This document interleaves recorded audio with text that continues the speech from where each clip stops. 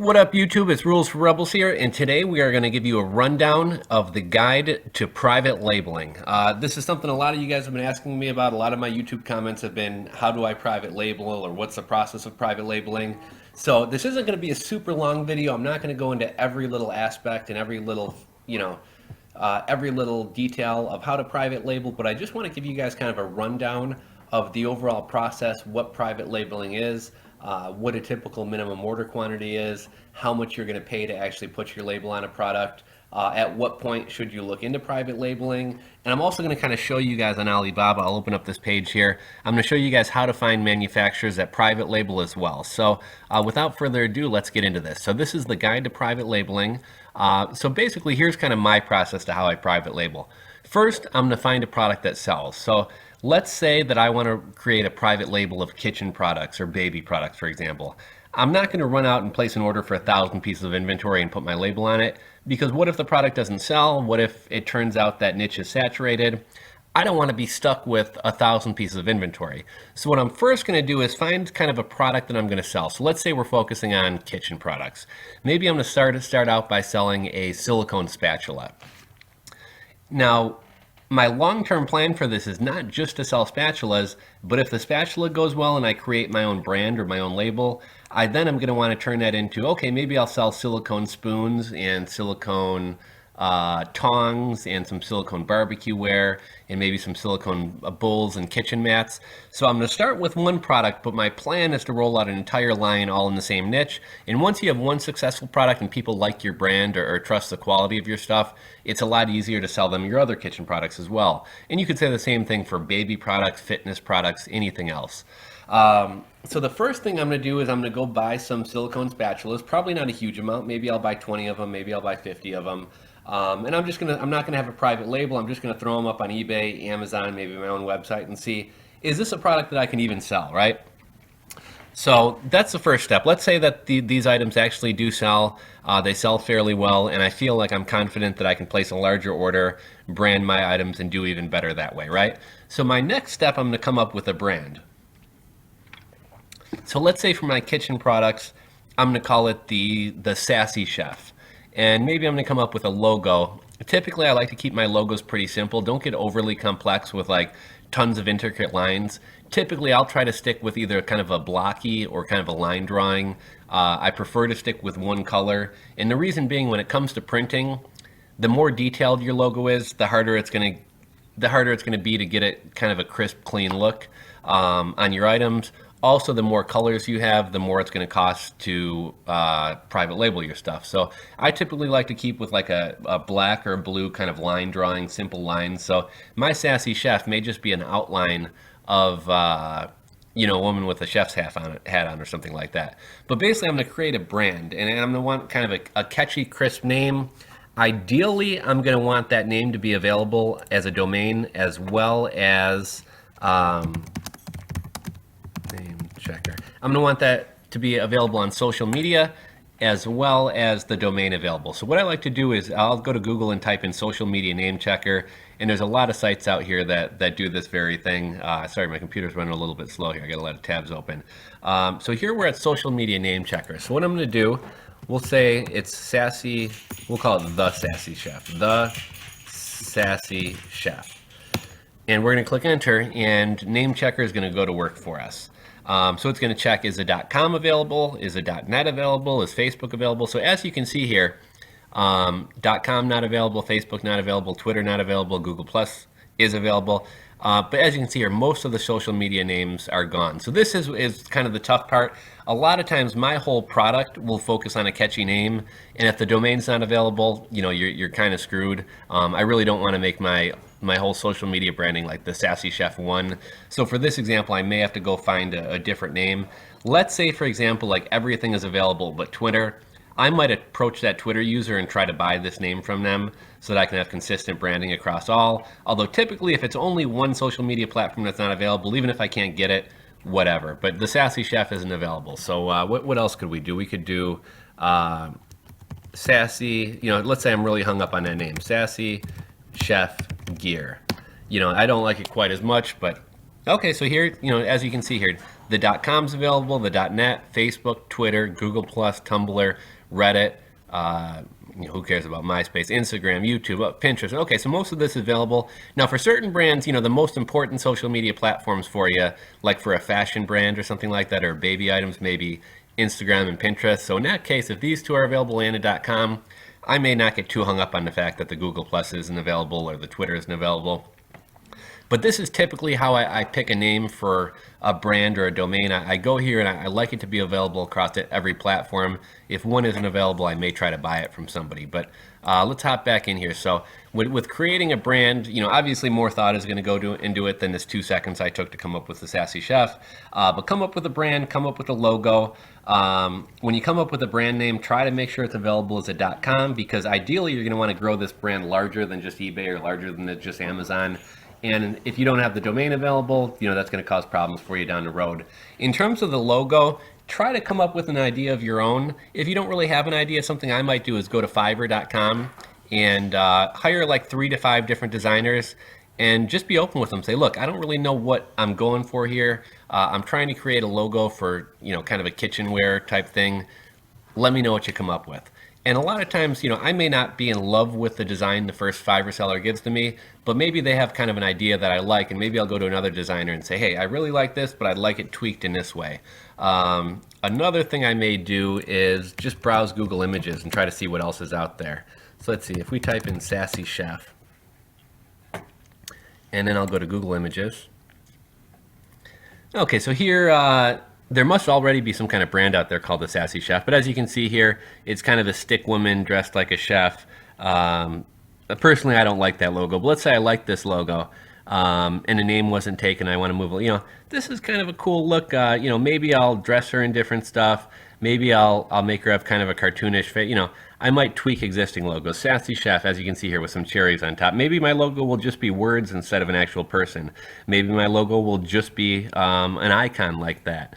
So, I'll kind of browse around Google Images to kind of get some ideas. Sassy Chef apron. So, see, somebody actually already created a private label for Sassy Chef. Sassy Chef aprons, plus size department, So somebody already has a brand for the Sassy Chef, so this is already taken. But let's give it another example for baby stuff.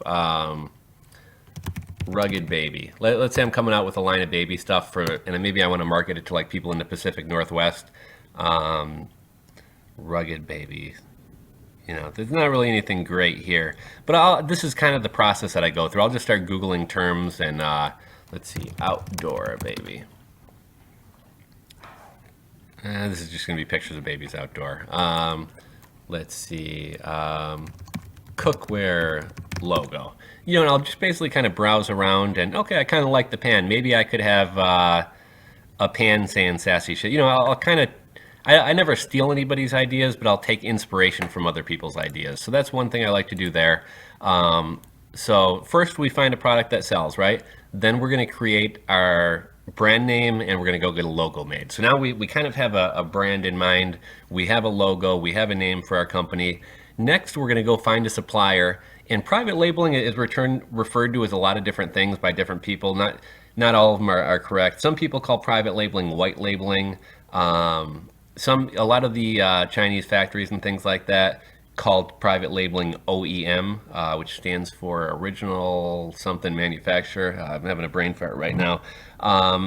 You could even refer to it as brand creation, but I think most people refer to this as private labeling. Whenever I contact Chinese manufacturers, I refer to it as OEM. I say, can you OEM? For some reason, they don't really understand me when I ask to print my logo or to brand, because of the language differences.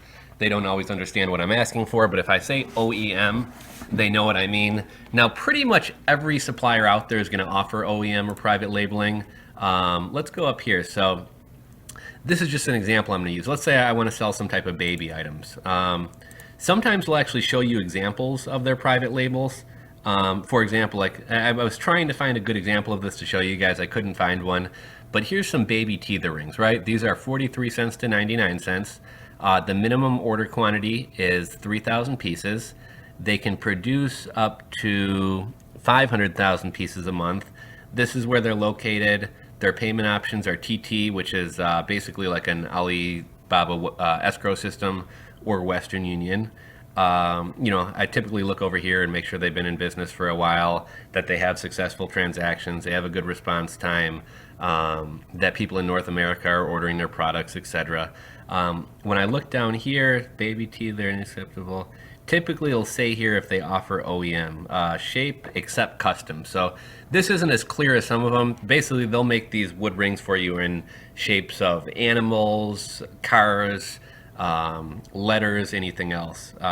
Okay, so if we go down here, the materials are birchwood, and they also have other woods available. So I imagine they probably offer like beechwood and maple as well. Don't do walnut. Walnut, it has arsenic and is toxic to babies. You're going to kill babies if you use walnut. So make sure you know that type of stuff. For the size, 65 millimeter or OEM is acceptable. So that means they'll customize it for you. Surface, polished plain, or oil finished. I would recommend not using any Chinese oils. If you really want to order something like this and finish it, order them and rub them with coconut oil when you get them yourself, or jojoba oil or whatever else. Logo, any work available. So in the logo type, they can either laser engrave it or they can screen print it. Now, if a baby's going to suck on this, you don't want screen printing on it. But laser engraving would be acceptable in my opinion. And here they're not showing the examples of private labels they've done, but sometimes I've seen one where they call it om, like I guess like like a baby chomping, and it actually said om here. So you can kind of see what the logo is going to look like, and it kind of gives you an easier way to envision your logo here. Let's take a look at another one. Okay, here's some wooden animals. See if they show any examples of, okay, I don't think they're gonna, yeah, they don't show any private labels here either. Anyhow, these are $1.11 to $1.50. You can always negotiate the price. They say the minimum order quantity is 1,000. You can negotiate that as well. They do accept PayPal, which a lot of people like. These guys aren't showing private label either, but I think in their title, do they say, I think they say OEM somewhere around here. Custom, product size custom. Paint, minimum standard, safety, quality. Yeah, I mean, pretty much everybody will private label. A lot of people want to order like 20 pieces and have their own label created. It's just not going to happen. They're going to have to set up a special production line just for your product, and they're not going to do that for a 50-piece order. So typically, most factories may say, okay, minimum order 3,000 pieces. If you contact them and talk to them, they'll probably make your stuff for like 100 pieces if you ask them and if they feel that you're professional and you're going to be a repeat buyer. I typically tell people, look, I want to make a sample order of 100 pieces. That's actually my first inventory order, but if you call it a sample, they're more likely to deal with you because they don't think, oh, this guy's only going to order 100 pieces. They say, wow, this guy's going to order a 100-piece sample. But typically, once I find the supplier, I'll negotiate the price and the MOQ. So maybe they want $1.10 per piece. I'll probably try to get it for 90 cents a piece. Typically, some people will throw in OEM or private labeling for free. Other people will try to charge you. A lot of times it's thrown in for free. If they do charge me, typically they'll charge me like 4.5 cents for each unit. So I had some paracord bracelets made with a private label on them. The bracelets cost 20 cents to put my label on it, brought the price to 24.5 cents. I'll typically also negotiate the MOQ. They may say, oh, we can't private label anything. We can't OEM or add your brand to anything for less than 1,000 pieces. I can typically get that down to say 300, maybe 500. We agree on that. We agree on the payment method. We agree on how it's being shipped. Is it FOB? Is it by sea? Is it by air? And never place a large order without seeing a sample piece first. Just to give you guys an example, if you watch my videos, you probably saw I'm running out of time. I was starting to rush, but I want to get through all this in some detail. So basically, you're going to see a cut in the video in about a minute when my video recording software comes to an end, and we'll pick up from there.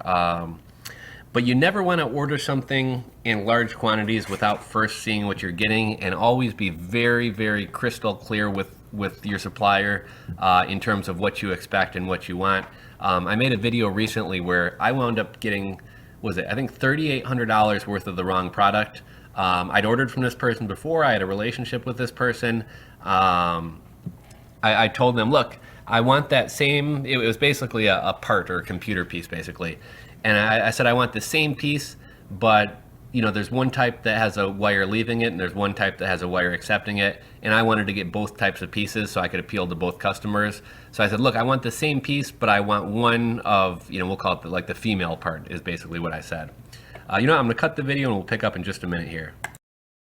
Okay, guys, sorry for the cutout there, but picking up where we left off, I was just telling a story. You may have seen my other video where, like I said, I wound up getting several hundred pieces of the wrong piece of inventory. I was very clear with the supplier on what I wanted.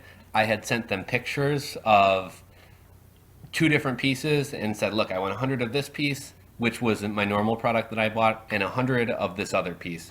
I couldn't have been more clear. I sent tons of pictures, and nonetheless, when my stuff arrived, $3,800 of my inventory was incorrect. Now, the Chinese suppliers typically are not willing to take stuff back. Reason being, the shipping costs alone costs a fortune. It would take 30 days to get back to them. It's just a huge headache. So basically, whatever you get, you're pretty much stuck with. Most vendors don't accept PayPal. You're either doing a wire or Western Union. So it's not as if you can do a credit card charge back or open a PayPal claim or anything like that. Pretty much get used to it. I know a lot of you guys like paying by PayPal. That's not how wholesale business is done. First off, if they even are willing to do it, it's going to cost 5%. And typically they'll only do it for the first order to help build trust. After that, you're kind of expected to use either Western Union or wires. Alibaba does have this TT system, which is basically an escrow system where the money isn't released to the seller until you receive the merchandise and are happy. So I definitely recommend doing that. But it really is up to you to be very clear with your supplier in advance of what you want and what you expect. Pictures, order a sample, verify that everything is the way you want it before they put the big production into order. Because once you get it, you're pretty much stuck with it. Now, in my circumstance, I pretty much realized, okay, it's on me. I'm going to have to hustle and move this stuff somehow and make my money back or at least break even. And surprisingly, it actually wound up working out very well. The product that was sent to me by mistake actually wound up selling better than my original product. So in the long run, it actually worked out great. And I actually wound up ordering more of that wrong product. But I really did kind of luck out there. With most other items, you're going to kind of wind up being screwed if your logo's messed up or something else. So, and you're going to be struggling just to break even. So be very clear with your suppliers. There are language differences. I mean, just for example, I always think this is kind of funny. They always tell me, John, your stuff will be delivered 11/24. And 11/24 comes and goes and I don't have my stuff. And when, for some reason, my supplier mixes up the English word for deliver and shipped.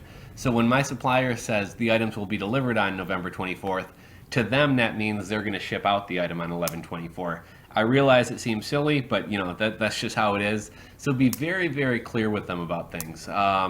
And this is why I recommend before putting your large order into production, make sure you see a sample. So I will provide my vendor with my logo.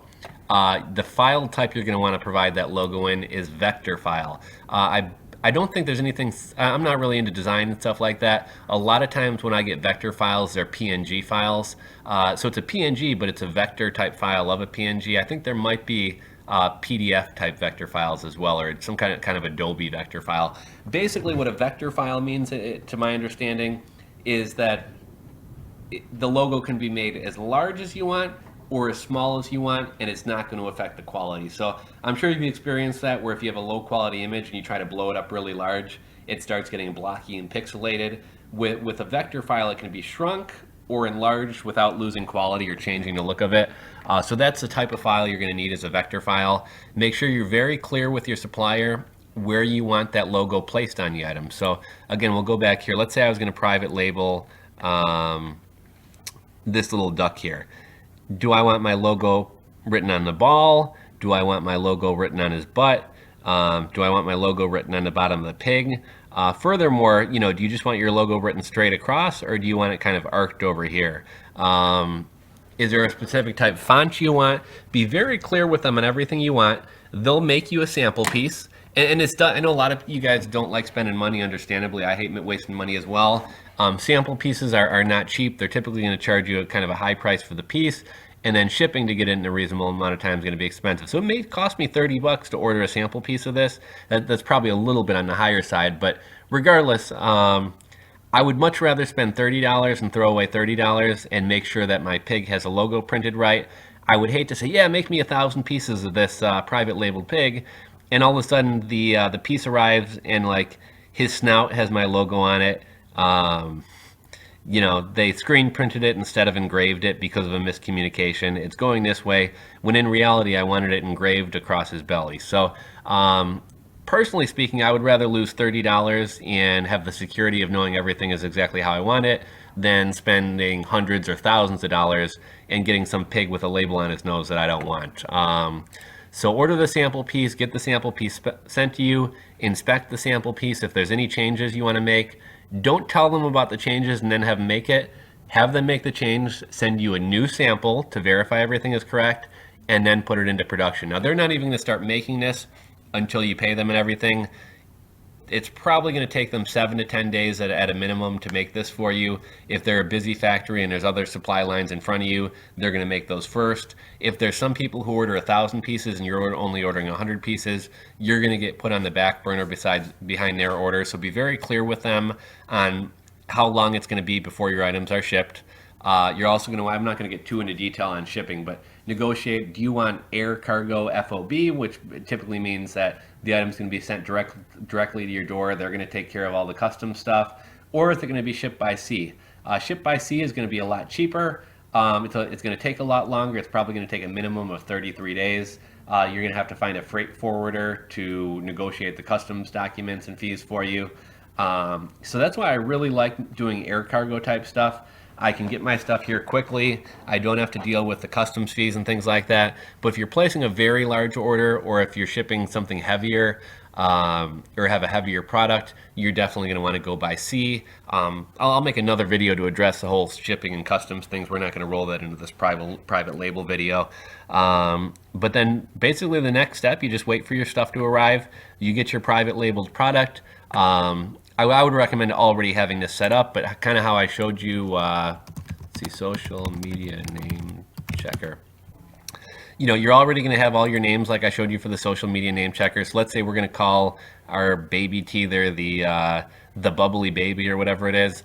I'm going to go set up an email account for the bubbly baby. I'm going to go set up an Amazon account for the bubbly baby. I'm going to set up an email account for the bubbly baby.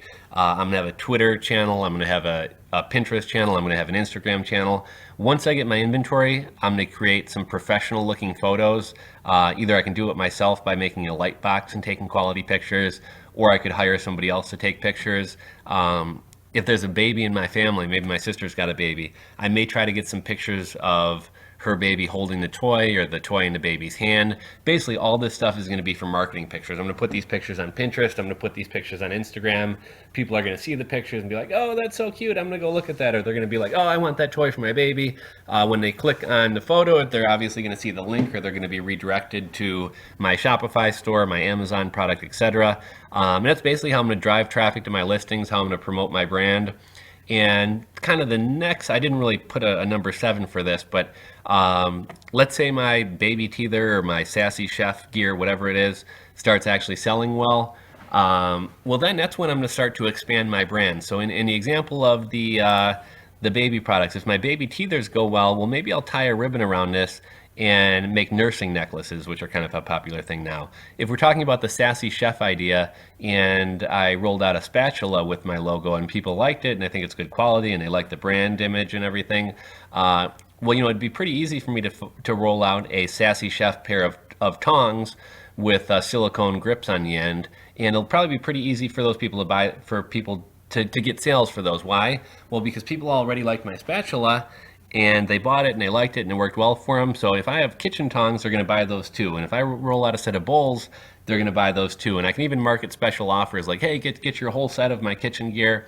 And so typically I'll start rolling out one product after another. With the baby stuff, you know, I may roll out pacifier holders, toys, some other things. With the sassy chef idea, you know, I may make silicone baking mats, I may make a rolling pin, I may make a mixing bowl set, etc. So once you create the brand, you already have the logo and everything. Now it's just a matter of, let's see, so we'll say silicone spatula. Typically one factory who makes one type of item will make a lot of other items. So, okay, so I order the silicone spatula from this factory, right? I'm guessing when we go to their site, we're probably going to see on here that they do other type of silicone cookware as well. So, okay, they do spatulas, right? Okay, look at the other stuff they do. They do bamboo utensils, they do bamboos, they do spice racks. So I kind of expected these guys to do more silicone stuff, so I'm kind of surprised that a lot of it's wood.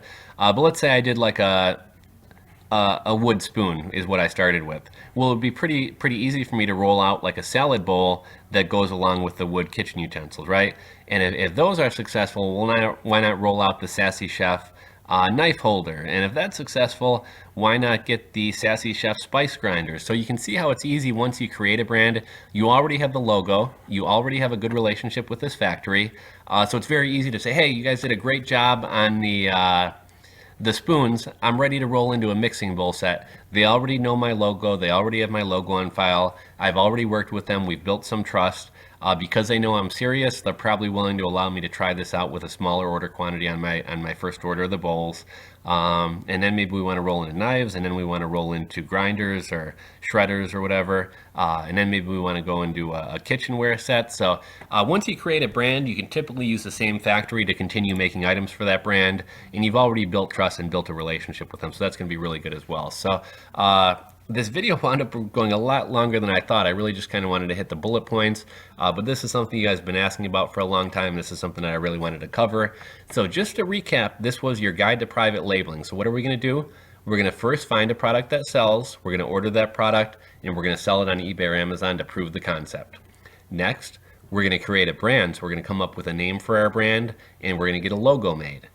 After that, we're going to find a supplier who offers OEM. We're going to negotiate the price and the minimum order size. After that, we're going to order our samples. We're going to inspect our samples. If there's any changes to make, we're going to make them and we're going to order another sample. Once we're happy with the final production, we're going to say, okay, make me 300 pieces of this or 1,000 pieces of this or 5,000 pieces of this. And then next, once we get that product, we are going to start promoting the brand on social media, on a blog, on YouTube. And I'm not going to get too deep, this is more going into how to sell, but I would probably do a giveaway on Review Kick and Tomosin to build up some reviews. If I'm doing a baby product, I would probably send that product out to like mommy bloggers and try to get them to write about it and promote my brand for me. I'm probably going to do review videos and unboxing videos, and I'm going to start really heavily promoting it on social media. Once that one product is successful, I'm going to continue rolling out other products in that niche, ideally using the same factory. So this is essentially private labeling in a nutshell. This is what the whole process is. If you guys have any questions about anything more specific, like, oh, who do I have create my logos for me? How do you communicate your logo to the supplier? How to contact suppliers, how to negotiate a lower MOQ, etc. Feel free to leave a question in the comment section below and I'll answer you, or if it's something that a lot of people are interested in or that requires a more detailed explanation, I'll try to make a video addressing that specific aspect. So thank you very much for watching my guide to private labeling. Again, if you guys have questions, ask them in the comment section below. If you're not subscribed to my channel, click that subscribe button at the bottom left of this video and stay tuned for more videos, guys. Thanks for watching.